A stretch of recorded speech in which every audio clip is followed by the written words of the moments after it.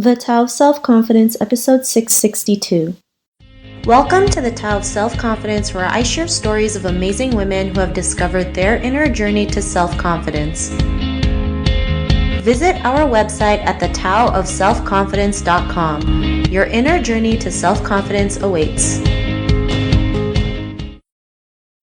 Well, hello friend. Welcome to the Tao of Self-Confidence, where I share stories of amazing women who have discovered their inner journey to self-confidence. I'm your host today, Sheena Yap Chan, and today I have a phenomenal lady on the show today. She's a hand lettering artist and also an entrepreneur, and I'm really excited to have her on and share her story with us today on self-confidence. So without further ado, I'm going to introduce you to Lauren Hom. Lauren, how are you today? Maybe you can fill in a little bit more about yourself to the listeners.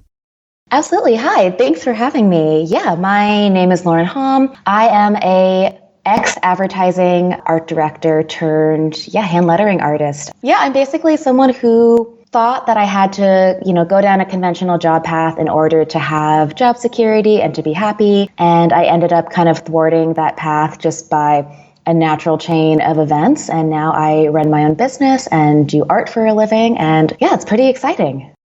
Awesome. Well, thanks for sharing that. And Lauren, what's your cultural background? So my cultural background, my last name is Hom, so it's Chinese, but I'm actually half Japanese too. So half Chinese, half Japanese. But I was born here in the States in Los Angeles. Awesome. Well, thanks for sharing that. And what'd be your favorite self-confidence quote? It's so hard to choose, but I think my favorite self-confidence quote that has resonated with me and stuck with me throughout my career is something that Brené Brown said about treating yourself and speaking to yourself like your own best friend. And so the kind of grace that we give to our best friends and the support that we give them, we rarely turn around and give that same support to ourselves. And that was a really eye-opening moment for me when I heard that. And so now every day I try to treat myself like I was talking to my own best friend and give myself that same support. Thanks for sharing that. And I think that's something we all go through, right? We become our own worst enemy, not realizing if we're just a little bit kinder to ourselves and treat ourselves like we would treat our best friend, anything's possible, right?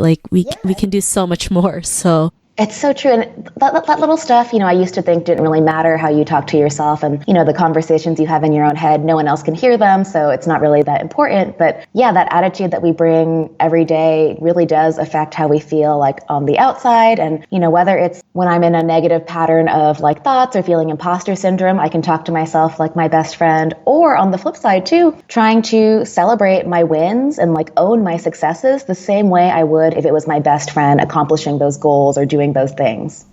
Awesome. Well, thanks for sharing that. And in your own words, how do you define self-confidence?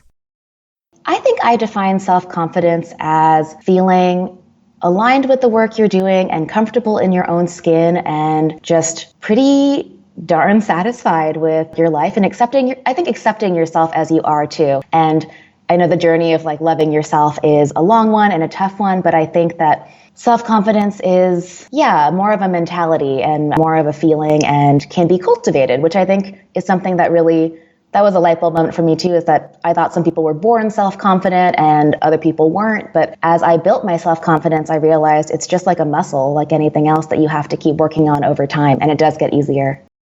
Thanks for sharing that. I totally agree. We all feel like we're never confident, but if we work on it every single day, that's when confidence will come. It sometimes may take time, but it's really worth it in the end. So thanks for sharing that great definition. And Lauren, what was your life like before your discovery of self-confidence? I have always been pretty confident. My dad was one of those very supportive parents where he told my brother and I that we could do anything and be anything we want. But I definitely, just existing in the world, you kind of learn belief patterns and, bad habits that kind of knock your confidence down. For me, I think before I really stepped into the self-confidence that I have now, I trusted the opinion of others more than I trusted my own intuition. So I think biggest example of that would be going down a career path because it was safe and it was secure and it was something that my parents encouraged me to do. And it came from a good place that they wanted me to have a full-time job and job security and go to school. And so I went through the motions and then I got the job and I just didn't trust my own intuition that I was unhappy at the job. And I let that drag on for, 8 months or so until I finally said, you know what, I am willing to take a chance on myself because I'm so unhappy. And I think that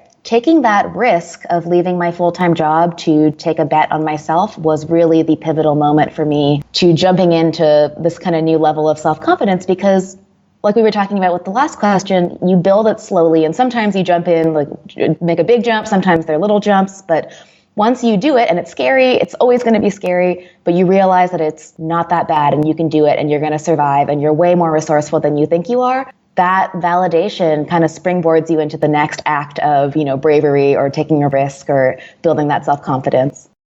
Thanks for sharing that. And I love how you mentioned, you were willing to take a chance or bet on yourself, because a lot of us are scared to do that, right? Especially as Asian women, we've always been programmed to be told what to do, right? Like you mentioned, going down the job security route. I mean, our parents want the best for us, but sometimes we know deep inside it's not for us. We have this like feeling, but we just don't trust it. Like you mentioned, we don't trust our intuition because we feel like if we do that, it's the wrong decision, right? And sometimes taking a chance or betting on yourself is not always an easy route, right? There's always going to be challenges. There's going to be ups and downs. You're always going to have days where you feel like quitting, but in the end, it's all worth it, right? I mean, it's not always a pretty road to travel, but it's always the journey that's worth going after. And, because of you willing to take a chance on yourself or betting on yourself, what's your life been like now?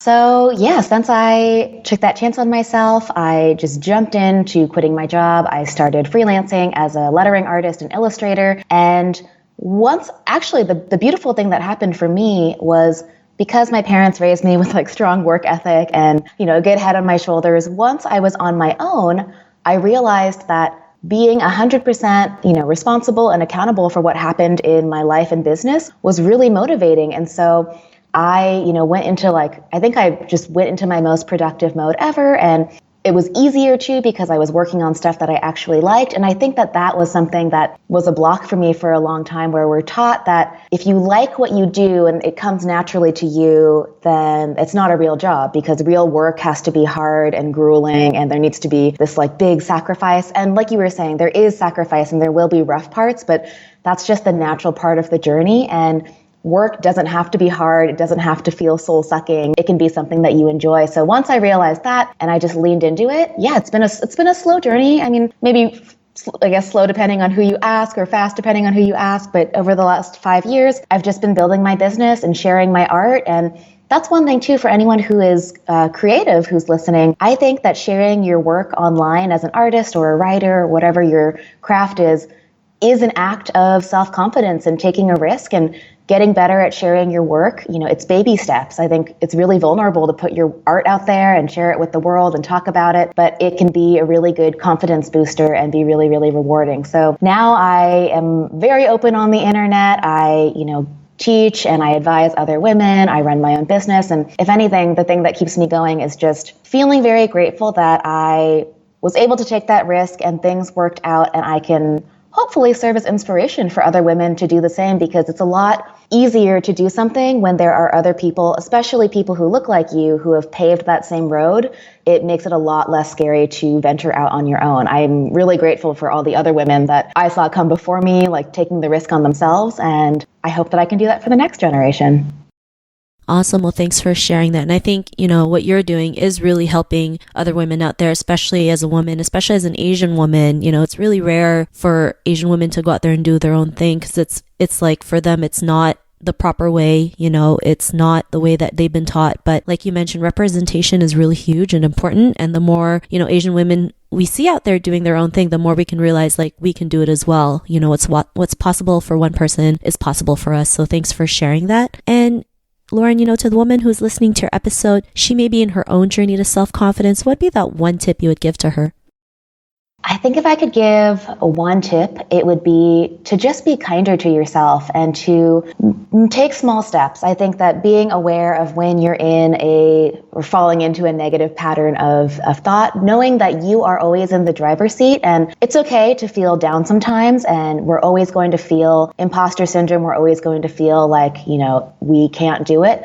But knowing that is just part of the journey. I get so many questions now from artists in particular who talk about, how do you deal with imposter syndrome? How do I build my confidence? And for me, my assistant put it really brilliantly where self-confidence is something, not self-confidence. Let me start over.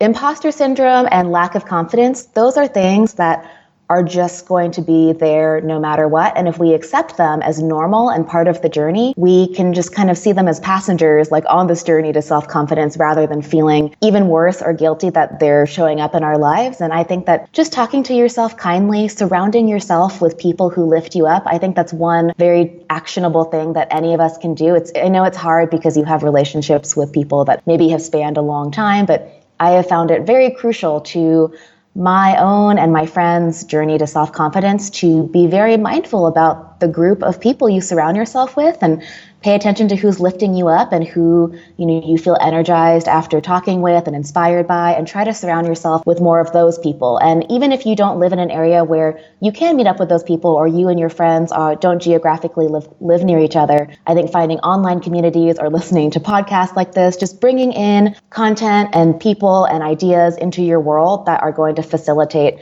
that journey rather than hinder it. Thanks for sharing those great tips. And, if our listeners wanted to get to know a little bit more about you and what you do, or check out some of your artwork, is there any links or social media profiles we can connect with?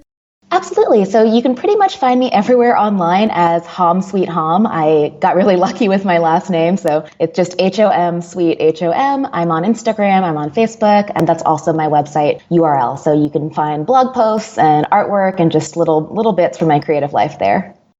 Awesome. Well, thanks for sharing that. Great name for your website.